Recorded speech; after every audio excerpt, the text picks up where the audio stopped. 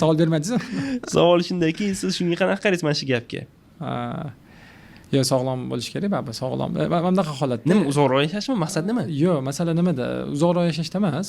Qancha yashashimiz baribir epigenetik tomondan xalq bo'linganda, ya'ni hammani epigenomi har xil uzilida bo'ladi. Bu degani hammani umri har xil bo'ladi degani.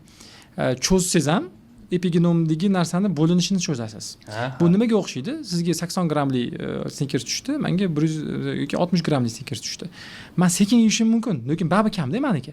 Masala shu, epigenom hammaniki har xil muzligi, o'sha David Snickerning gapiga ishongan bo'lsak, demak oldindan belgilangan umr ham har xil hammada. Belgilangan umr yashaydi hamma. Demak, maqsad umrni cho'zish emas, maqsad sifatli, ya'ni sog'lom bo'lish o'lgunizcha. Ya'ni oyoq kiyimda o'lish. Ketyapti-siz, mana shayximiz qanaqa bo'ldi? Basketbol o'ylab, misol uchun ketdilar, ya'ni o'ynayotganlarida. Shifoxonada emas, 10 yil o'tda yotib emas, 3 yil reanimatsiyada qolib emas yoki uyga mixlanib qolib emas, oyoq kiyimda o'lish deylik mana shu. Endi oyoq kiyimda o'lishdan maqsad nima? Ya'ni nima qilib yotsa, nimasi yomon? Kasal bo'lib ko'rgan odam bu gapni gapirmaydi. Kasal odam bitta narsa xohlaydi, faqat bo'ldi. Sog'lom odam 100 ta narsa, 1000 ta narsa xohlashi mumkin. Uyimni qilishim kerak, buni qilishim kerak, blog yozishim kerak,